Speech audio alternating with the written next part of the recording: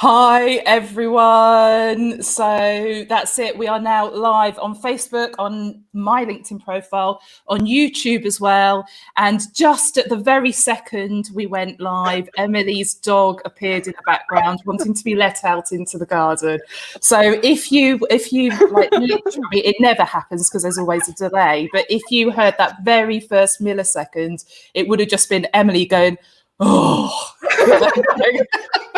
Can I just say, I did offer, I opened the door, I stood there, I went, come on, Sash, let's go to the toilet just before. No, now she's decided. So what I might do is I might just stop my camera a second, because otherwise she's going to start barking at me. So yeah, sorry, I'll be back in 2 minutes. No worries. Fantastic. And it's obviously going to be one of those weeks. Jane's probably going to get a delivery now as well. Oh, fantastic. Fantastic. Or Amanda's husband's going to appear with like a sausage sandwich or something like that. We've had that happen a few times. We can but hope. Yeah, absolutely. The reality is, the other week I had Hermes, DPD, and an Amazon delivery, all about 3/4 an hour apart. It's like, oh, here we go again. It's fantastic working, isn't it? Yeah, absolutely. So here we are. It's another week, another live lunch, and we are joined today by Jo Lockwood, which I'm so pleased about. So pleased. So we tried to get you on just before Christmas, and unfortunately, you were quite unwell all of a sudden overnight. So I'm really pleased you were able to get us in the diary and join us today. So I would give an introduction. But Jo, let's have you introduce yourself, because you know I'll only miss something out. Fantastic. Well, I describe myself as an inclusion and belonging specialist. I work with organisations throughout the UK, Europe and elsewhere, delivering keynotes on stage or on Zoom or on Hopin, whatever platform we have, workshops. I facilitate sessions. I do consulting and mentoring.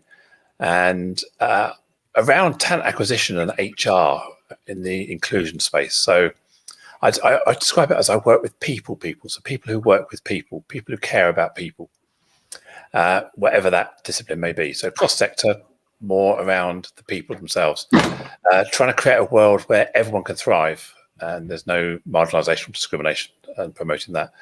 So a lot of work with TA teams around trying to de-bias or mitigate bias in the recruitment process, looking at employee engagement, employee experience, candidate experience, and just trying to align this mythical employer brand with what your people say about you. You know, are you authentic? Are you aligned? Is your culture, vision, and values actually representative of what your people think as well? You know, you think one thing, people think another, and that applies to customers, products, everything. So, yeah, I work with a whole multitude of different organisations, and feel quite privileged that I have a real portfolio of people I work with. Excellent. So the reason that we know you, when I say we, I'm sort of, it's me and Amanda more so than the other guys on here, is from the recruitment world. And there are a lot of people that speak on the subjects of diversity and inclusion. And the thing that's really important, that has always been important for me, is that when you speak about it, it isn't just about, it's not about, you know, racial differences. It's not about religious differences. It's not about, you know, it's like all the typical things people immediately think about. You've never made that your focus when you're speaking. You've talked about all the other things. And I think when you talk about inclusion and belonging, that's where it really comes down to. I remember us having a conversation once about like the homeschooling thing, you know, people having young children and just really understanding actually what's going to make them different, what sets them apart. Today's conversation, I think we've all got some questions for you that are probably going to be quite unconnected, but are things that we want to know on the subject, really. So if you're happy for us to put you through your paces, I'll kick off, because mine's probably going to be one of the easiest questions to answer, I think, and it's just going to be a flat, this is the answer, Christina. Obviously, like, you know, D&I has become very I want to say trendy, if you like. It's like one of those trending topics over the last few years. And a lot of people are kind of going, yeah, we've got diversity inclusion policies and all that sort of stuff. But more recently, it started to be referred to as DE and I. And I'm not sure that people really understand what the E stands for and what it means. So if you can give us a bit of an overview on actually what is the E? What does it actually stand for? Yeah, I see this a lot. Sometimes I wonder if it's rearranging deck chairs on the Titanic, where we keep creating new job titles, we keep creating new ways of speaking. I've heard it referred to as DEBI, DEBI. I've heard it with DNI, inclusion and belonging. I've heard it referred to in a whole number of ways. But I think fundamentally, it's about creating equitable spaces where everybody has the chance to thrive and succeed, and have that sense of belongingness. So the E stands for either equality or equity, depending on your perspective. So equity meaning giving people the tools they need to succeed, whereas equality is kind of always seen as treating people the same. So if I can do it, you can do it. I'll treat you the same as I would treat myself. Whereas equity is recognizing that young parents need to park closer to the shop and have a wider space so they can open their car doors. That's creating equity to allow people to have an enjoyable experience about going shopping, obviously when we're allowed. Putting seats on trains so that people who have a disability or a need to sit down without having to fight their way through the carriage have that opportunity, so again, creating equity is creating spaces for people to allow them to thrive and succeed better or fairly with everybody else. It's not a case of that's not fair, why do they get that and I don't, which is often what you hear where people are pushing back, if you like, on those initiatives. And you could look at the government, social security, all the benefits of taking people out of poverty, giving them the tools, money, support, assistance to allow them to succeed in their life. So that's the E, the equity. Making sure the world is fair and you're given the extra support you need to compete on a level playing field. But as I say, for me, I talk about inclusion and belonging. I think belongingness, how do I feel in the organisation? Am I aligned to the vision and values of the organisation? Is the organisation going in the direction I want? Does it have sustainability, environmental ethos? Are its people policies good? How does it treat flexible working? How does it treat young mothers? How does it treat all people? So it's about this active, deliberate, but holistic for everybody. Because one of the things I often say is that if everyone succeeds, then I am everyone. I succeed with you. So when we're thinking about creating inclusion, accessible spaces for people maybe who are wheelchair users, that works for me. If I've got a hip injury, if I'm had too many pork pies this weekend and had too many bottles of wine, I don't want to walk up the stairs today. I'll use the lift. I'll use the escalator. So by creating accessible spaces aimed at making the lives of people with disability easier, it also means that people who don't identify as disabled also can use those spaces and gain access. So don't think of it as making reasonable adjustment for an individual. Think of it as creating spaces that enable everyone to thrive and fairly. I remember, so it was at a True event. So for people not listening, not in the recruitment world, their True events they're like unconferences, very, very informal. And we were at the London True event, and I remember sitting on a sofa talking to you, Jo, and you were talking about the belonging thing.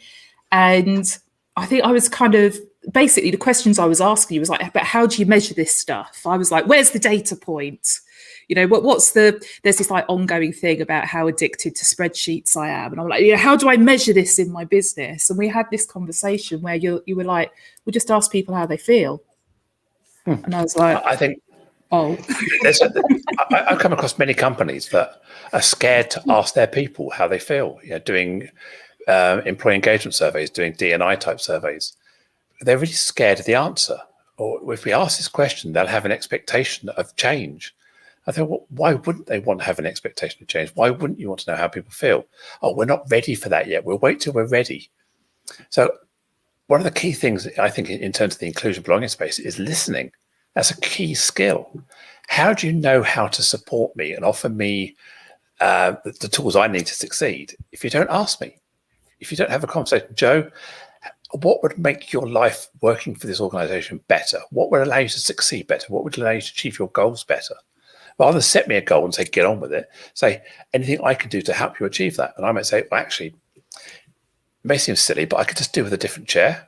If I had a different chair, I'd be able to sit down for long. I mean, silly things. The big thing to me, it seems trivial, but we don't listen enough. So I think engagement surveys are really key to understand how people think. But the critical element from that is having you said, we did. If you ask the question and don't action it, you're better off not asking the question in the first place. All you do is people get survey fatigue because of lack of action fatigue. It's the lack of action, the lack of feedback, the lack of engagement that's the problem. So I think don't hold back and think, oh, we're not ready. Go out there now and say, we need to improve as an organization. We need your help to make that improvement. Or we'd like to hear your views of how we can improve as an organization, as a culture.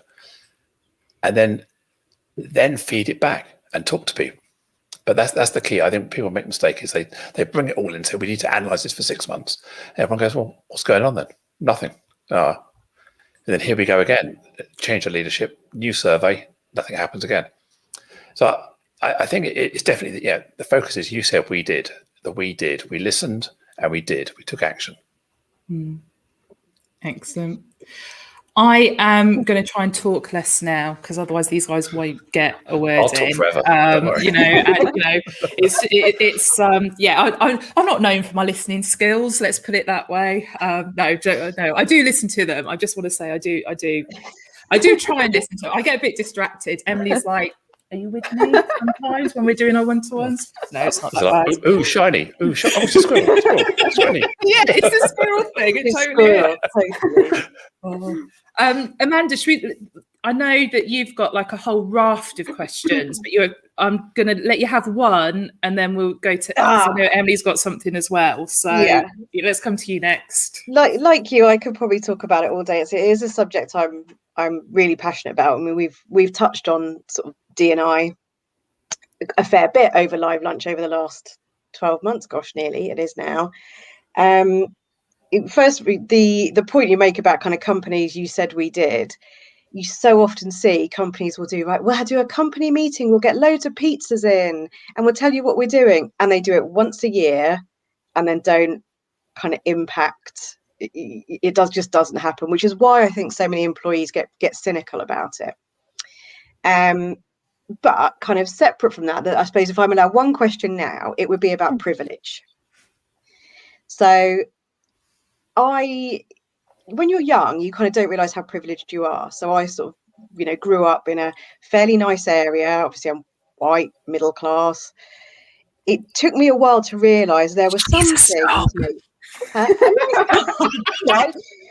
grew up in a fairly nice area. It's all relative, isn't it? But we would go on holiday every year. Not as some kids would go to Florida to Disneyland. We would just go camping in France. So it's all relative. But it took me a while to realize that actually that was quite privileged. I didn't have to think about things like when I went for a job interview, being able to get there. I just sort of woke up to it probably not till my mid to late 20s, 30s, when either I'd felt like I was being singled out because I was a woman, because I was young, because I was childless, that kind of thing. But equally, I started to realize how privileged I was for some reason. So, and what really gets my goat is when people don't realize their privilege. So last year, when Black Lives Matter came out and lots of people started going, well, surely all lives matter, was just so how do you respond to that? How do you describe privilege and how do you kind of make people wake up to it? Because I guess that's a big part of the training that you do. Yeah, you actually gave part of the answer in your question. If you don't have to think about it, it's a privilege. So if a part of your identity is something you just are without you caring, without you having to think about it, then that's the privilege. So if by being white, you don't think about being white. Maybe you think about being a woman, therefore you're having to think about being a woman, whereas a man doesn't always think about being a man. So those are the kind of things that you could say that by having to think about it, it means that you don't have that privilege as such. I often think about it as if you think about a pebble in a rucksack, every item that you have to think about is another pebble in the rucksack. It's a burden you carry with you. It's something you always have to think about. So when we talk about intersectionality, so we have all these compounding elements of our identity that we have to consider all the time. That the rucksack just gets heavier and heavier and heavier. The burden of being you becomes more than somebody who doesn't have those disadvantages or doesn't have those marginalizations. And what people make the mistake of thinking is that they say, well, I'm not privileged. I've had to work hard for a living. I've had to do all this and that and the other. And often people think, well, they try and internalize and say, well, what about me? They try and recenter it themselves. So hang on a minute, I've had a tough life too. All lives matter. Yes, we know all lives matter. But right now, can we just talk about Black lives? Because that's the moment we're talking about. We can talk about your life later. But right now, can we focus on that? We don't want to recenter it. So also the other way I describe privilege is if you think about it like your pension fund when you retire, the earlier you contribute into your pension, the more it's worth later in life. If you start contributing to your pension when you're 50, you don't accrue a big pot. Some people pay into their privilege pot within seconds of birth because of their gender, their race, their sexuality, their family, their parents are married, they've got opportunity, they've got books, they've got their own mobile phone, they've got access to school lunches, they don't want benefits. So their privilege pot is being paid into right from birth. Many people only acquire some of those capital assets of personality, education, opportunities when they're in their 20s, after they've maybe come out of primary education, secondary education, and tertiary education. They get into the workplace in their mid-20s, then they can start to develop their career. But they're now 25 years further on than someone that had those advantages from birth. So the incremental difference is compounded through life. So the person who has privilege earlier will always end up outshining in terms of opportunity by not having to think about that privilege more than someone who has maybe had pension pot gaps in their privilege. You know, that maybe their parents divorced in their teens, maybe they were made redundant early, maybe they were in a single parent family, maybe their phone bill gets getting off, maybe they didn't have any money. So it's not just about race, gender, sexuality. There's also a whole lot of other dynamics that contribute to a lack of privilege, if you like, or more struggles or more burdens of being you. And it's not just about that. And the other mistake people make is, you know, being a white, straight man doesn't mean to say you're evil, doesn't mean to say you don't understand. If we're not careful, we end up judging people by how they look. You look like a white, straight man, so I'm going to judge you for it. And that's as unfair as judging a black gay woman for being a black gay woman. So it's trying to be holistic and inclusive around enabling the privileged people to open the door to let you in. Because if we stand outside the privileged castle, banging on the walls, all that's going to happen is that the castle is going to get more and more fortified, and eventually burning oil is going to come over the ramparts. So what we need to do is we need to open that door, have dialogue, have a discussion, say, how can we get the people with privilege to open up to welcome people in? Let's turn the clock back, beginning of last century. Men allowed women to vote, which sounds a really, really strange way of putting it. But men held the power and the privilege in society. They had all the government, they controlled who could vote. So women on their own, the suffragette movement, couldn't make that change. What they had to do was they had to open the hearts and minds of the people with power to allow the men to have a vote, to allow women to vote. So at some point, you have to get engaged in this dialogue to bring change. And that involves bringing the people who hold that power to open their door and to sit down and have those conversations. So by standing on the outside of the castle, throwing stones, is all it's going to do is create a more fortified castle, in my view. I think you often have to be treated differently to realise it's a problem. So as I say, for me, when I was young, I was called young lady and put down in a meeting and just a few things. And I was like, hang on a minute, is this what it's like to be the minority? And then it was kind of from there, it started opening my eyes a bit. And I feel much more aware of it now. There's a very common feeling and lived experience between people who are marginalised, for whatever that may be, whatever the reason they're marginalised. But once you've been marginalised, you understand what it feels like to be marginalised. Therefore, you can have compassion and empathy for other people who have also been marginalised. If you've never had that feeling of rejection, exclusion, discrimination, you really got no reference point to say, okay, I get it now, which is why often the marginalized communities come together, because we've got this shared passion. We may not have the same reason for marginalization or the same angst we faced, but we've got this shared feeling. I know what it's like to be looked at. I know what it's like to be treated differently. I know what it's like to be denied opportunity. I know what it's like to stand on stage and know that quarter of the audience are kind of thinking, whew, trans person, don't want her in here. As a woman, you know what it's like to be young, as you said, to be childless, to be growing your career, and people looking at you going, well, what does she know? As a young woman, how can she possibly know what she's talking about? Mm. So I think we've all got that common knowledge of marginalization, and that's kind of where people who, as I say, people with privilege often don't have that feeling, and it's a feeling that you need to be able to transfer to have that compassion and empathy. Mm. Do you know, there's, I don't know if I should tell this story or not, given that this is public domain, but I might have even shared it before, but it's close friends know about it. Oh yeah, I'm like, whatever. So my mother's Cambodian, my father's British. So when it comes to my children, it's kind of, I think if you see us together, there's some sort of, there's some ethnicity there. But I would say that my younger daughter especially is very, she looks like a, 100% British. She's fairly porcelain in terms of complexion and that kind of stuff. I don't see her as being particularly strikingly, having some sort of ethnicity within her. And she'd become friends at school with this lovely girl, and she'd been to that person's house, etc., after school a few times. And I'm only talking maybe 2-3 years ago that this happened. And she's 15 now. Okay, so at this point she's old enough to understand what racism is and that kind of stuff. And she'd been at this person's house, and the next day she went into the school, and a friend said to her, like, I'm really sorry, my dad says you can't come to my house anymore. And it was because of the ethnicity thing.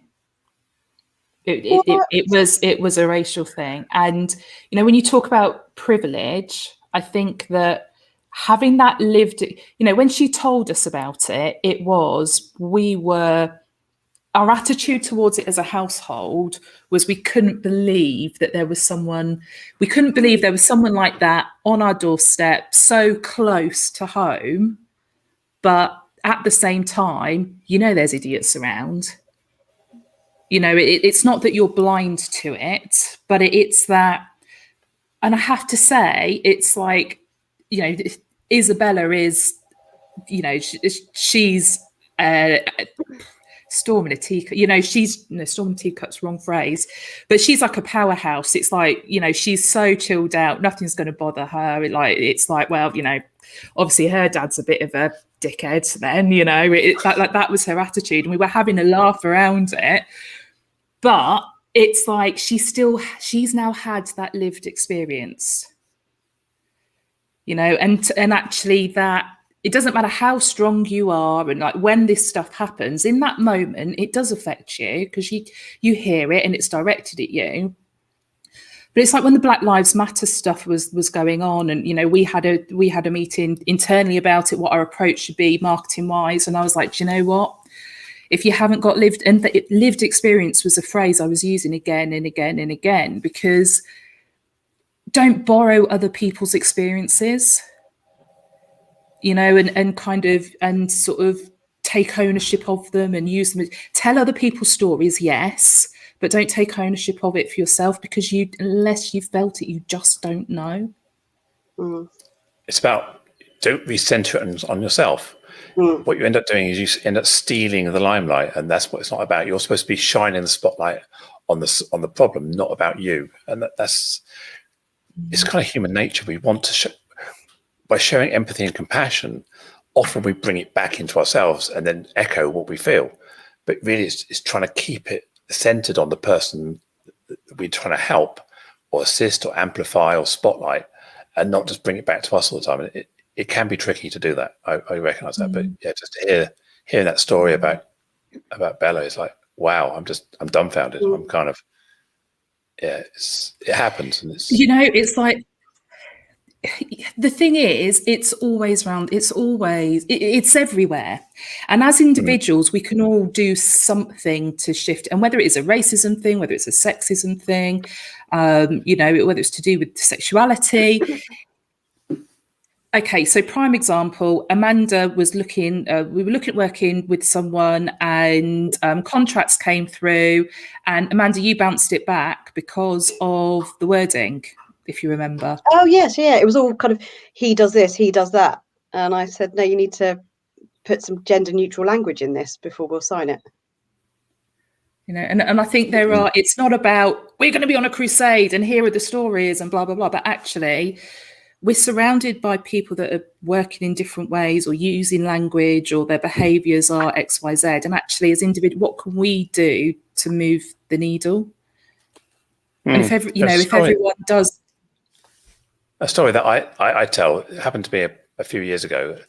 So in my early business stage, in the last 4 or 5 years, I started my new business, and I was networking quite heavily in the Portsmouth area, going to the BNIs and the lunch clubs, doing what you do. You do your 3 meals a day, networking and pitching and handing out business cards. And I got to know a group of female friends really quite well. I thought we were good friends and did other things. And one of my friends in this group provided ergonomic workplace assessments. So there's your desk and all this kind of everything aligned, and you've got comfortable workspace and everything like this. So she did these, and she put a note out to the network saying, I'm looking for some associates to come and help me do workplace assessments because I've got a big client and loads of work on. So I emailed back saying, yeah, I've got not much on. You could train me up in that. That's within my capability if you're looking for some help. And about a week or two later, she sent me an email saying, Joe, I need to have a chat with you. I thought, oh, great. That's good. We can have a chat about training me up and what's going on. And we sat in this room with the door shut. She said, I don't know how to say this, but I'm not sure I can use you. I said, okay, why not? She said, well, I was talking about it with my husband, and I've been really laboring about this, that what if my clients don't like you?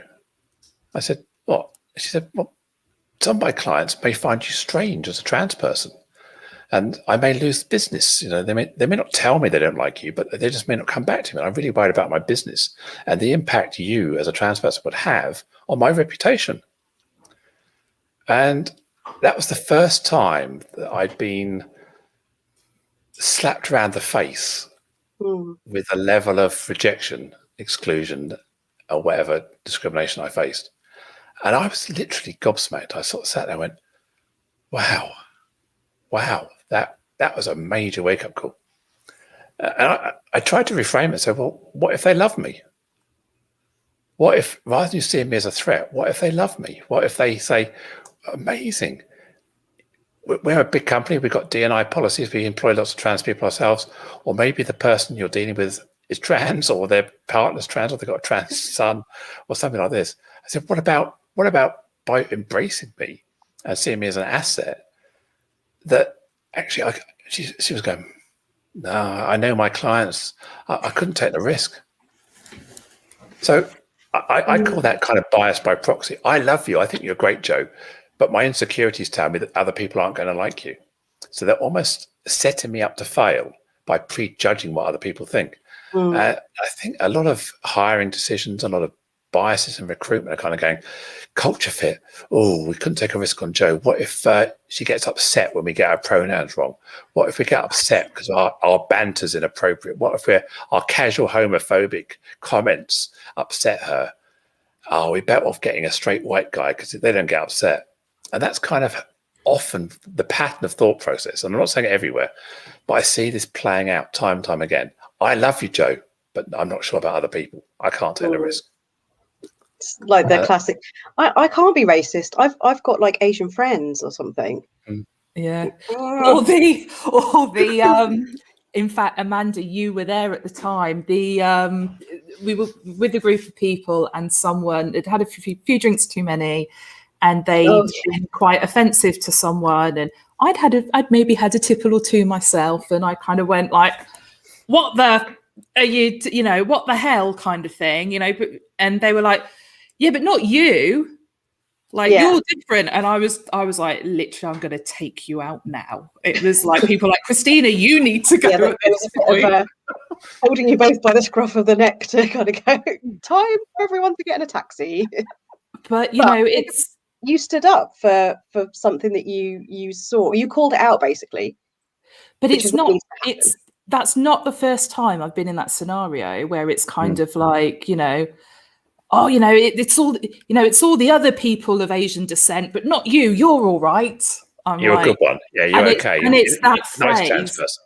Yeah, you know, it's, you know, it was, the funny thing was that evening we'd been having a conversation previously with the person that had been on the receiving end of this individual. And I'd use that phrase, you know, it's not you, you're all right. And someone that would fit that, you know, white male and pale kind of description was like, no, you're exaggerating. And when this conversation went on and this guy said to me, you know, not you, you're all right, he was the person that removed me from the situation and was like, okay, I see it now. He was like, it was word for word what I'd said to him. And it's, you know, it's that we want to think that there are not people in the world that behave in this way or think this way, or we want to believe it's like a generational thing. But there's a big problem that needs fixing in the world. And it is, everyone's got to do their tiny little bit. Let me tell you another story. I was on a train coming back from London, back in the old days when there were trains, probably about just over a year ago. And it was kind of like a 6 o'clock in the evening train from Waterloo back to Portsmouth on a Friday, I think. And it was kind of, there was obviously some people who'd had an office lunch, a boozy lunch. And they got on the train. I always sit at the back, and that's where the buffet car is normally stationed before they embark on their journey down the train. And the person who was manning the buffet car was stood in the foyer bit, you know, the gap where the doors are, waiting for the train to leave so they could set off. And this group came in, about 7 or 8 of them, and they sort of sat down made a big group of chairs. And one of them, the protagonist, sort of got up and said, "Oh, I'll get the drinks in." And clearly the person who was serving the buffet said, "Oh, wait until we move, because it'll be an obstruction if I'm serving you here and people can't get in and sit down, etc., etc." "Oh, come on, love, it'll be fine, and we'll just serve us, we'll behave." And all of a sudden, they put their arm around her, and they were leaning and swaying. "Come on, serve us a drink, we'll be fine. Come on, red wine, I'll get you one as well if you want." And there's lots of loves and darlings and squeezes and hugs. I sat there feeling more and more uncomfortable, thinking, what do I do? What do I do? I looked around. Everybody else was eyes down in their phones and their paper, whatever they're doing. Clearly, nobody was going to say anything. And I wrestled with this. I took a photograph of it happening and texted British Transport Police and then emailed them. I was sat in the chair waiting. And I thought, well, I have to do something. So as the person was getting off at Guildford, I literally stood up, went up to them and shook their hand and said, "Oh, I saw you harassing the person with the buffet trolley there. I found it completely inappropriate, and I thought that was sexist and bad behaviour." My attempt really was to hold their hand long enough so they didn't get off the train, so that if British Transport Police came along, they'd still be there, or I'd lost them. But they got off, and then I got a call back from Transport Police a day later saying they decided to take it no further because the person who was the target of this didn't want to make a fuss, didn't want to take it any further. And I thought, isn't that such a shame that the organisation is letting that pass for somebody else to experience that? They may have been kind of, okay, it's part of my job. Part of your job to be sexually harassed and touched inappropriately by a passenger is allowed to pass. It was shocking that South West Trains or whoever owned the buffet service didn't advocate for their employee and stand up and say, "No, we will have a zero tolerance on this behaviour."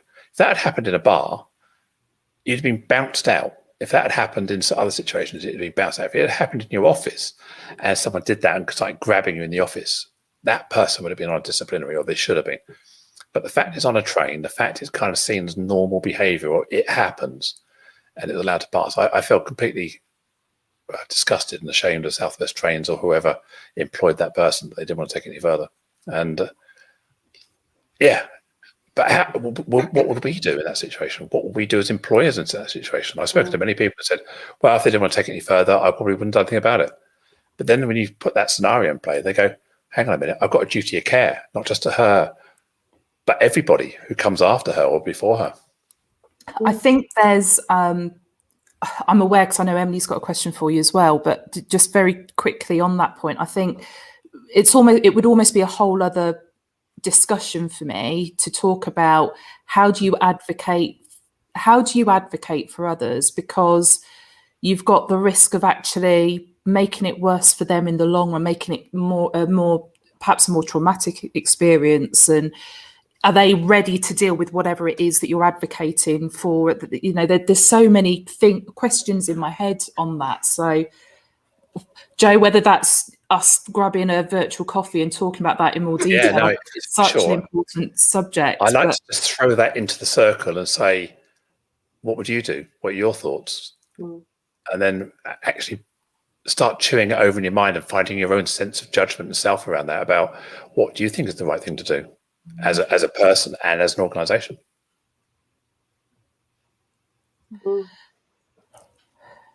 I'm dying to hear Emily's question. My question. I feel like there's a lot of build up now for my question. Basically, so I was watching a YouTube video last night, and I found it really interesting because it was a couple of quite well-known YouTubers, and they had managed to convince an online troll to take part in an interview with them. And it was basically, obviously, them raising questions with this person who had previously trolled them. She doesn't now troll them, or from what she said, she was saying that she doesn't troll them anymore.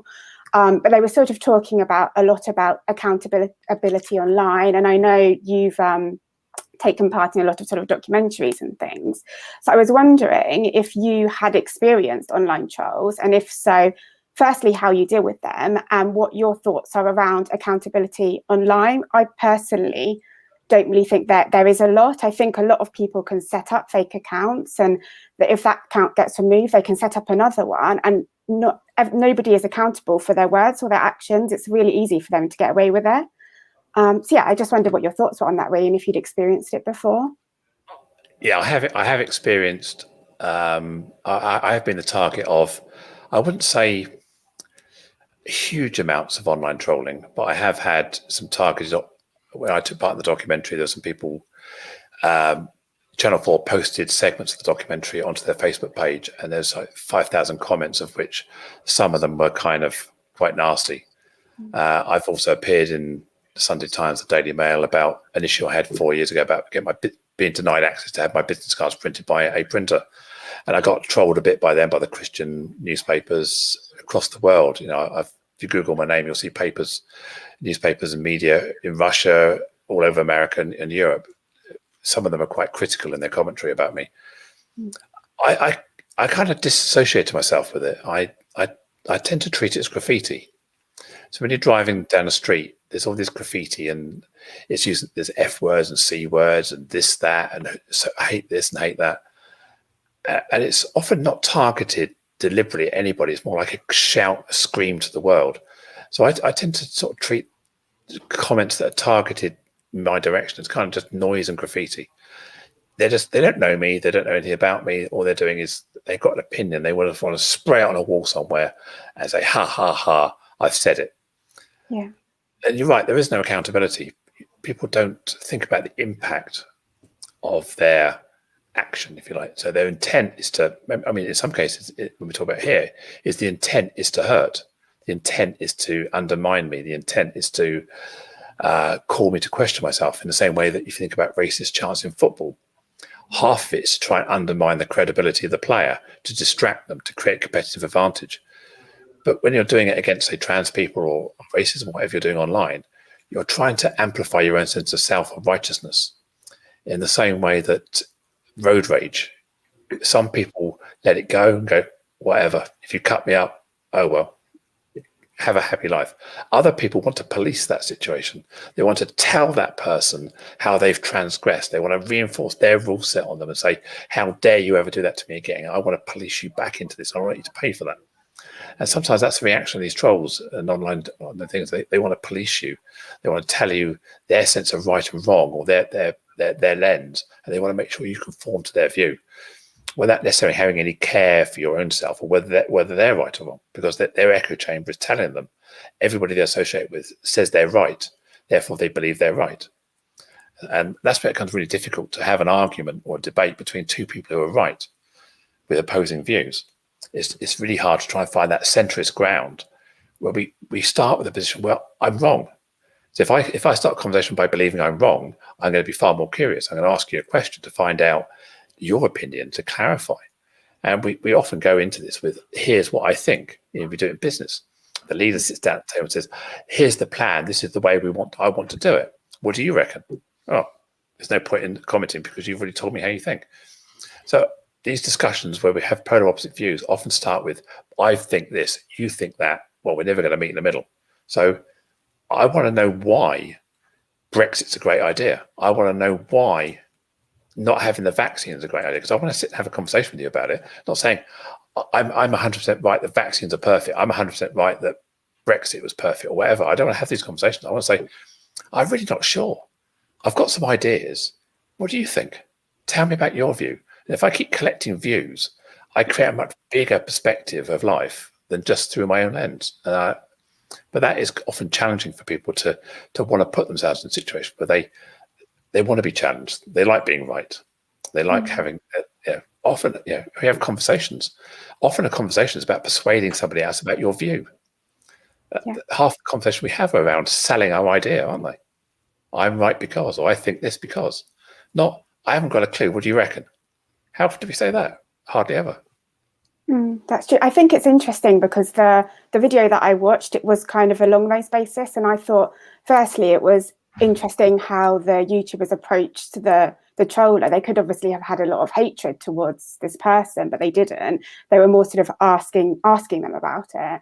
And also the ex-troller for coming onto the video, I thought it was brave of them, and they were obviously quite a strong individual in that sense to be able to do that and say I was wrong and obviously these YouTubers have a lot of supporters. So like this woman was saying, she was very conscious of that when she was responding to the questions. But she was also saying at the time in her life when she was trolling, it wasn't actually necessarily a reflection on them. It was a reflection on her own life. And she was saying how at that time she was very unhappy in herself. And she was almost comparing her life to their life, but it was coming out negatively rather than positively. So your sort of, I guess, analogy of saying that you view it as graffiti on the wall and it's not actually directed at you, I think it links to what this woman was saying, because she was saying that she was unhappy in herself, which was why she was taking it out and being a troll towards the YouTuber. So I think it's interesting. I thought it was a very interesting video, and I think it was good to get an insight from both sides, and the way they approached it, as you said, it was very open. So I think it was good. Obviously, the impact of that is if I walk down every street and every street has the graffiti that is anti-me, that is really going to impact my sense of self. It's going to impact my mental health. So yes, I have a privilege that I can ignore graffiti, but I don't live in a world, but I see it every day, every minute. So when I do come across it, I can steer away, but I have that privilege. There are many people that don't have the privilege to be able to walk away from that graffiti, and they see it. It reinforces, limits their beliefs, and makes them feel less capable in society, and more marginalised. So I think it's a privilege to be able to rise above it, which I acknowledge. I have that ability to rise above it. Yeah, I think, like you said, it depends on the amount that's happening to you. Like if it's not happening that often, then it might be easier for you to ignore it. But if it was something that you were literally constantly reading, constantly being thrown at you all the time, I imagine whilst you want to have that attitude that it isn't towards me, and it is, as you said, graffiti on the wall, sometimes there must be times mentally where it just gets on top of you if it's constantly sort of being thrown at you all the time. No matter how much you wear a suit of armour or you protect yourself, the day when you relax and go, I feel safe here, is the day where you let your guard down and something gets you. Yeah. But I was experiencing this at Waterloo Station, the concessions there, where you have a great day in London, you've done a great conference, you've had a great meeting with clients, whatever you're doing. You think, I'll just go back on the train, grab a quick coffee, and suddenly say, here you are, sir. It's like, oh, really? I've had a fantastic day. I'm a bit tired. I just want to have a coffee, sit on the train and relax on the way home.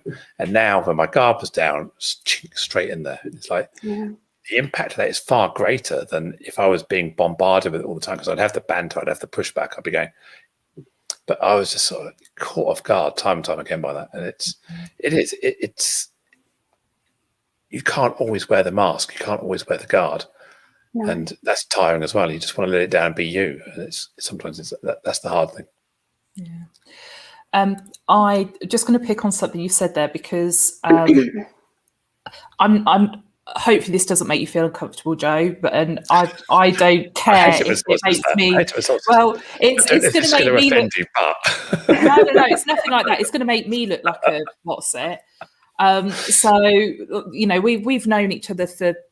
Well, I've known of you for longer, but we've known each other probably about 3 years now, and had several conversations.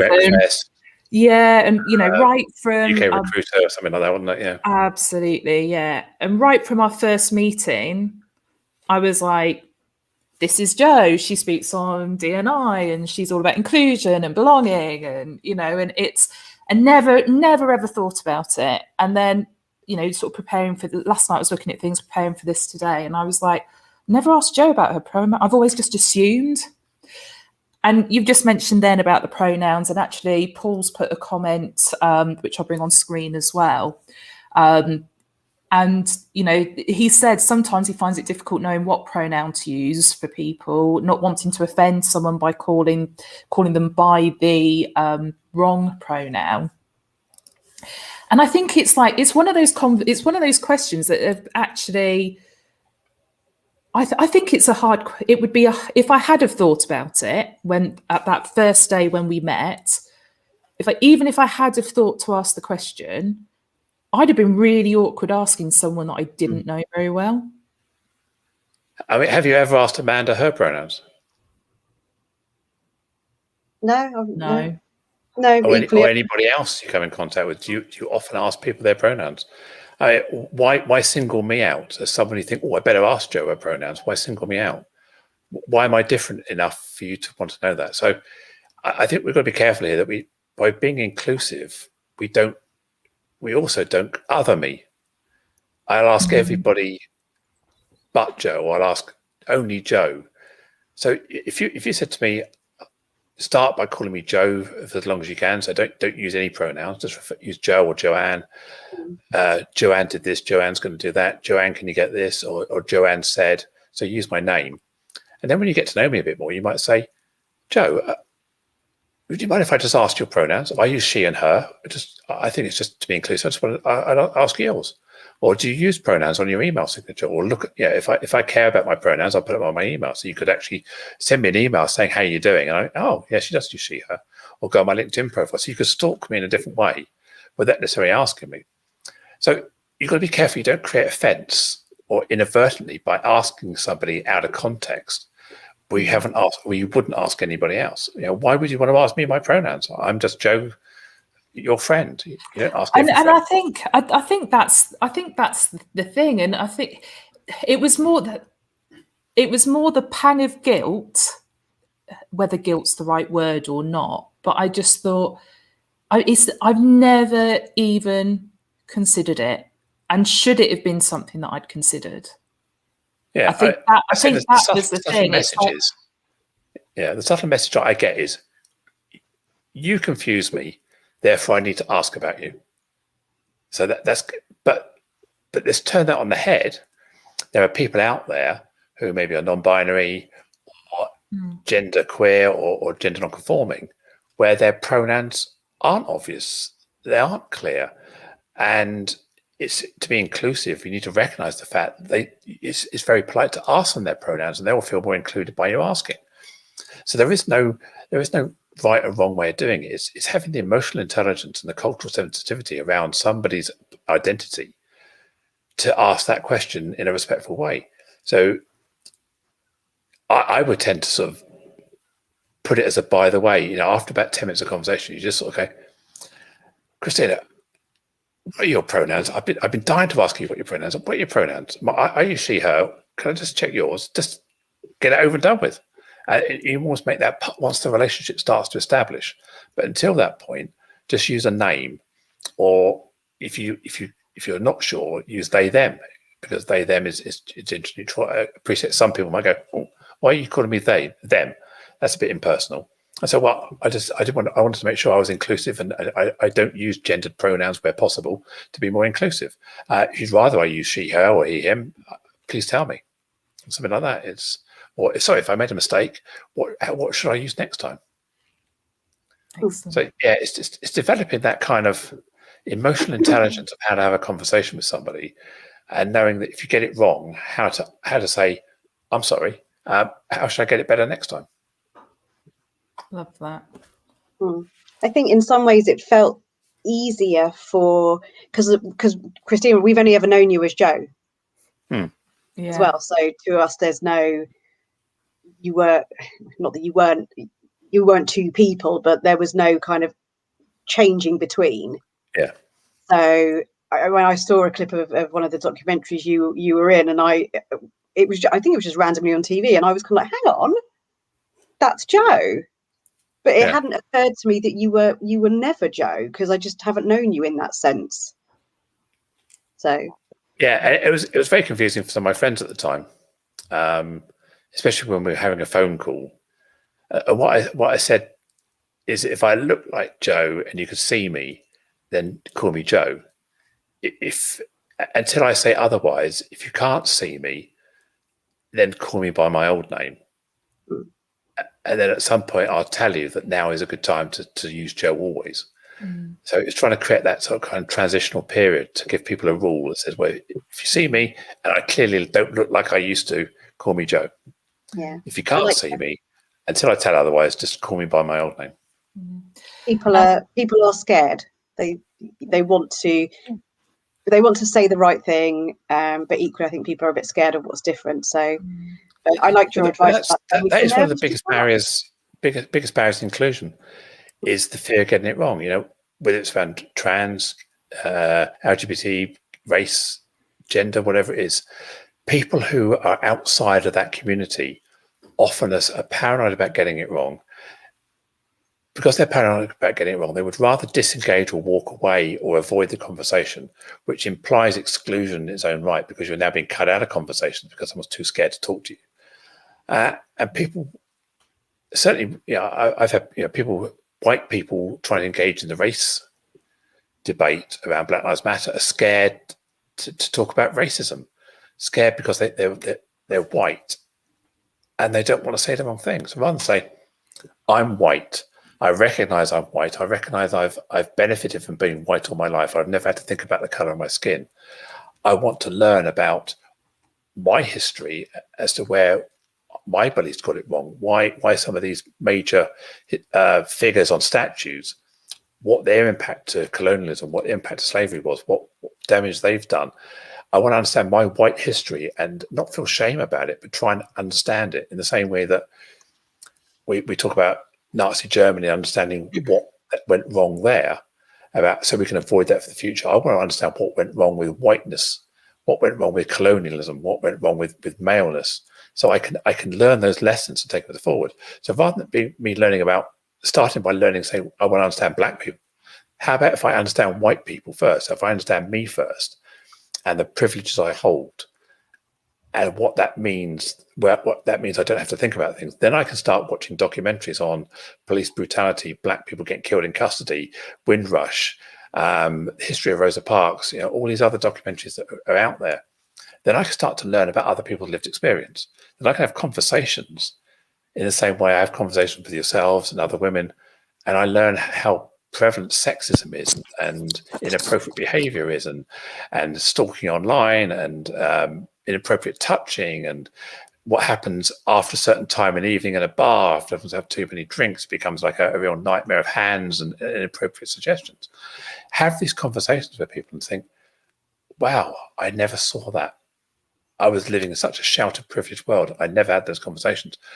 That's when you can start opening up to having this empathy and compassion by learning about other people's lived experiences. Don't be scared of getting it wrong. Don't be scared of opening the box. Start learning about it. Do you know, every time we have a conversation, Jo, you just, there's always big silences because you always give me such big things to think about, and it's like you're just 100% the right person to be doing the work that you do. Just the analogies you use and just the way you position things, it makes the subject accessible in itself. You know, it really is. Jane, I'm conscious you haven't had a chance to get a word in edgeways. Did you have any questions at all? My little viruses. Not really. Just going back to something you said before. My husband and I, we know a transgender woman, and we were in the pub one day sitting outside, and she came over for a chat, and we were just not thinking about it, chatting away. We know her. And then I realised other people on other tables were staring at us as well. And that was a really unusual feeling for me. It's like, well, you're staring at us because we're talking to a transgender woman. Why are you staring full stop? And it was just, I haven't really got a question about it. I just wanted to share that because it was just a really unusual experience that I've never had before. Yeah, I can relate to that. And in the very early days, when I first told one of my friends, he was really keen to get to know me again, because part of the transition is, kind of this person you knew for 20 or 30 years has kind of died or disappeared, and this other person's taken over the body and doing something different with it. So he was really keen to re-establish this friend's relationship with me. So he said, let's go and have dinner. We go pick a restaurant, let's go to dinner. So I wound him up and said, oh, I've got a date. This is not a date. So I was very conscious about the fact that sitting in a restaurant with me, having dinner in this posh Thai restaurant in Portsmouth, I can imagine that there was a lot of judgment going on around the people who were looking at us, wondering what the relationship was, what's going on here. So I felt, I don't know, I was really kind of proud of my friend, because maybe he didn't detect it, or maybe he's hard as nails, he didn't notice it. But I kind of felt this pressure of expectation from people around us. So I completely get that they're judging you, saying, "Well, why do you know a trans person? What are you? I mean, are you part of the trans community as well, or do you have swingers parties together or something?" There's all this sort of stuff going on in people's heads. And yeah, it does. It happens. And I've got some great cis friends, even in the early stages. So now I don't even think about that. But in the early stages when I was just transitioning, I was very conscious about the people who were happy to be seen with me, because I felt that they were worried about the stigma of acceptance themselves, discrimination by association. And it's very, very conscious of that. So yeah, it's interesting you picked it up, Jane. And I think it's real. Yeah, definitely, it is real. Yeah, it is. Which follows onto the workplace. Yeah. I love you to bits, Jo, but what will everybody else think of you? What will people think of me, knowing that I like you? Ooh, yeah. Do you know, I feel like we've not even touched the surface, and yet we're almost at an hour.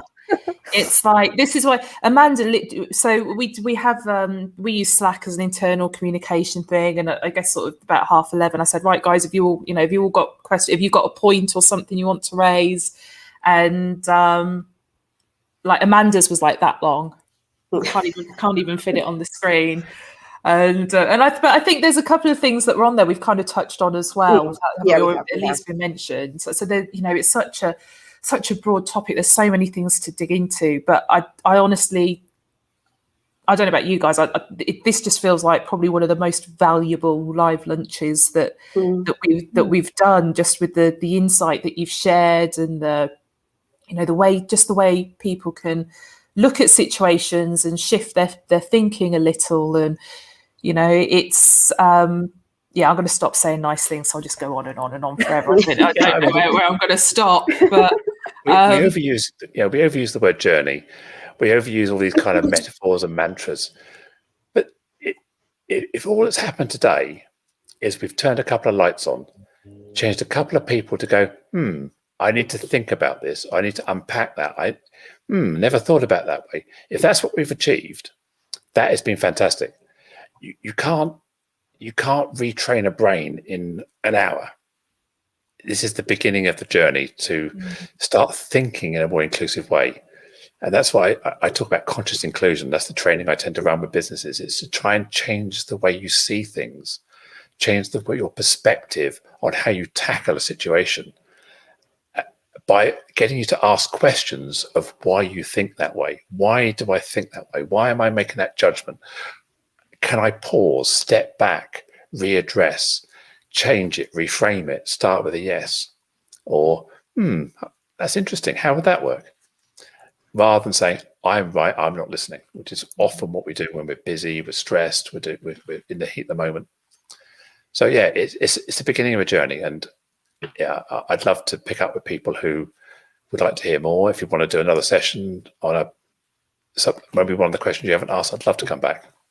Excellent. Thank you, Joe. We'll lock in a date for sure. People that are listening, I would say LinkedIn's the best place to find you, but you've got your newsletter each week. So where do you want to direct people to? I always say start with LinkedIn. So search for me, Jo Lockwood, linkedin.com/in/Jo Lockwood. Search for my name. I kind of look like me on my profile picture. Failing that, go to my website, seechangehappen.co.uk. That's SEE changehappen.co.uk. And pop me a DM, pop me a message, say, Joe, fancy a chat, fancy a Zoom coffee? Yeah, let's do it. Excellent. Awesome. So that's it for another week.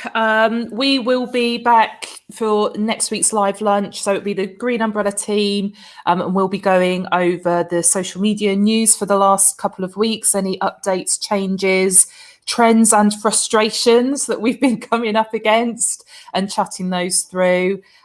So yeah, hopefully people will come and join us again at 12 o'clock next Thursday for the next live lunch. In the meantime, Joe, and I should have warned you about this, we will have to wave at the camera now so everybody can get a nice screenshot for marketing purposes. Excellent. Done. Then we'll end the broadcast there.